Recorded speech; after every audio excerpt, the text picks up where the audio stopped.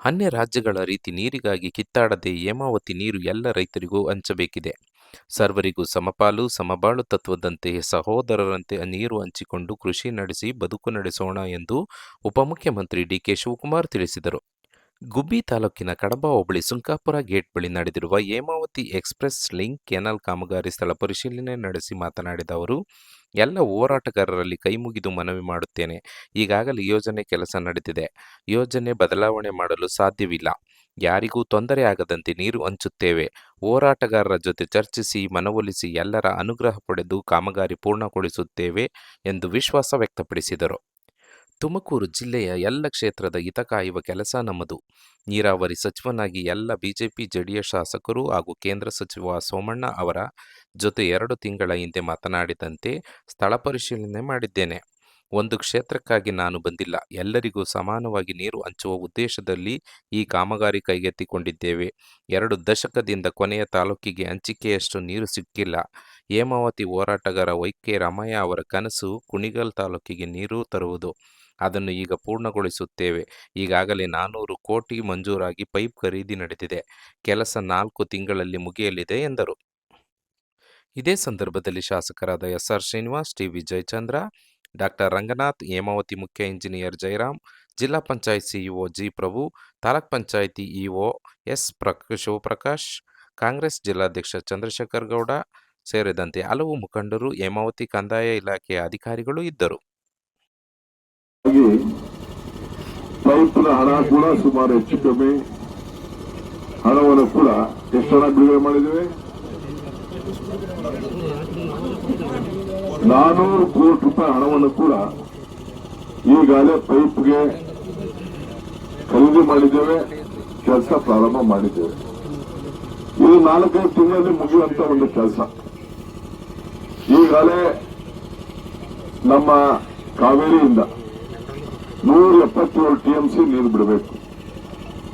ಈ ಹೇಮಾವತಿ ಮತ್ತು ಹಾರಂಗಿ ಎಲ್ಲ ಜಲಾಶಯ, ಕಬಿನಿ, ಕಾವೇರಿ ಎಲ್ಲ ಸೇರಿ ನಮ್ಮ ಕಾವೇರಿ ಜಲಾಶಯದಿಂದ ಈಗಾಗಲೇ 220 ಟಿಎಂಸಿ ಅಷ್ಟು ನೀರು ಈಗಾಗಲೇ ಹೋಗಿದೆ ಬೆಳಗುಳ್ಳಿಗೆ. ಇನ್ನು 4-5 ತಿಂಗಳು ಮಳೆ ಬರುವಂತ ಎಲ್ಲ ವ್ಯವಸ್ಥೆ ತಮ್ಗೆಲ್ಲ ನೋಡ್ತಾ ಇದ್ದೀರಿ ಯಾವ ರೀತಿ ಮಳೆ ಈಗ ಬರ್ತಾ ಇದೆ ಅಂತ. ಬಹುಶಃ ನನಗೆ 200 ಟಿಎಂಸಿ ಸಮುದ್ರಕ್ಕೆ ಹೋಗುವಂತ ಒಂದೆಲ್ಲ ನಿರೀಕ್ಷೆಗಳು ಕೂಡ ಈಗ ಕಾಣ್ತಾ ಇದೆ. ಇದನ್ನ ತಡೆಗಟ್ಟಬೇಕು, ನಮ್ಮ ರೈತರಿಗೆ ಸಹಾಯ ಬೇಕು. ರೈತರಿಗೆ ಅನುಕೂಲ ಆಗಬೇಕಾದ್ರೆ ನಾವು ಚಾನಲ್ ಅಲ್ಲಿ ನೀರನ್ನ ಬಿಡಬೇಕು.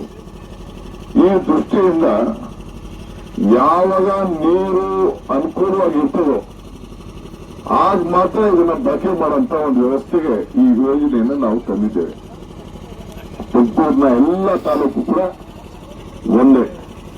ಈಗ ನಾನು ಆ ಡಯಾಮೀಟರ್ ನಾನು ನೋಡಿದೆ, ಆ ನೀರು ಎಷ್ಟು ಅಡಿಲಿ ಹೋಗ್ತದೆ ನೀರು ಕೂಡ ಅದನ್ನು ಗಮನಿಸಿದೆ.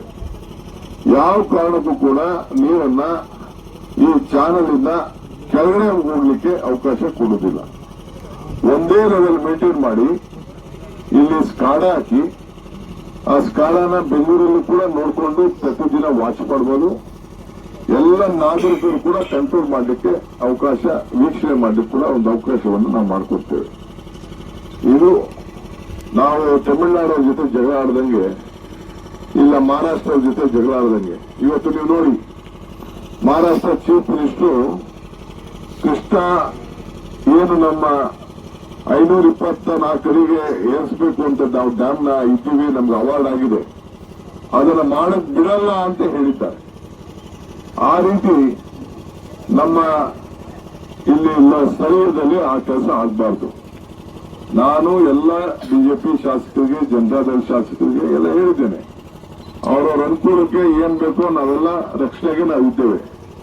ತುಮಕೂರು ಇರ್ಬೋದು, ಸೌತ್ ಇರ್ಬೋದು, ತುಮಕೂರು ರೂರಲ್ ಇರ್ಬೋದು, ಎಲ್ಲ ಕ್ಷೇತ್ರಗಳು ಕೂಡ, ತುರುವೇಕೆರೆ ಇರ್ಬೋದು, ಎಲ್ಲ ನಮ್ಮ ಕ್ಷೇತ್ರಗಳು.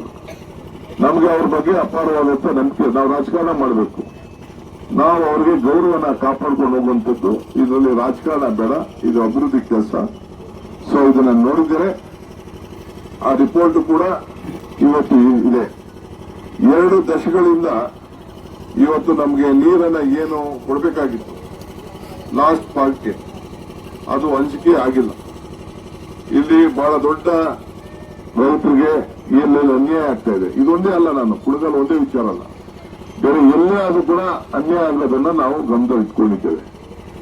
ಈಗ ನೋಡಿ, ನಾವು ವಿಜಯನಲ್ಲಿ ಈಗ ನಾನು ಹೋಗಿ ನೋಡ್ತೀನಿ, ನೀವೆಲ್ಲ ಹೇಳಿ ಒಳ್ಳೆ ಶುಭ ಮುಹೂರ್ತ ಫಿಕ್ಸ್ ಮಾಡಿ ನೀವೇ ನಿಮ್ಮ ಕೋರ್ಟಲ್ಲಿ ಇದೆ ಸರ್, ಲೋಕಲ್ ಕೋರ್ಟಲ್ಲೆಲ್ಲ ಕೇಸ್ ಇದೆ. ಅಪೋಸಿಷನ್ ಪ್ರಕ್ರಿಯೆಯಲ್ಲಿ ಸರಿಯಾಗಿ ರೈತರಿಗೆ ಪರಿಹಾರಗಳಾಗಿಲ್ಲ. ಅದೆಲ್ಲ ನಾವು ನೋಡ್ತೀವಿ. ಅದು ಕಾನೂನು ಪ್ರಕಾರ ಏನಿದೆ, ಯಾರಿಗೇನು ಪರಿಹಾರ ಕೊಡಬೇಕು ಎಲ್ಲ ಕೊಡೋಣ. ಸರ್, ಈಗ ಕುಣಿಗಲ್ಗೆ ಗ್ರಾವಿಟೇಷನಲ್ ಹೋಗ್ತಾ ಇತ್ತು ಸರ್. ಹೋರಾಟಗಾರರಿಗೆ ಎಲ್ಲ ಕೈ ಮುಗಿದು ಪ್ರಾರ್ಥನೆ ಮಾಡ್ತಾ ಇದ್ದೀನಿ. ನಾವು ತಮಿಳುನಾಡು ತರ ಜಗಳ ಮಾಡ್ಕೋದ್ ಬೇಡ, ನಾವು ಮಹಾರಾಷ್ಟ್ರ ತರ ಮಾಡೋದ್ ಬೇಡ. ನಾವೆಲ್ಲ ಅಣ್ತಂದಿರು, ರಕ್ತ ಹಂಚ್ಕೊಂಡಿದೀವಿ, ಸಂಬಂಧ ಹಂಚ್ಕೊಂಡಿದೀವಿ, ನೀರ್ ಹಂಚ್ಕೊಂಡಿದೀವಿ.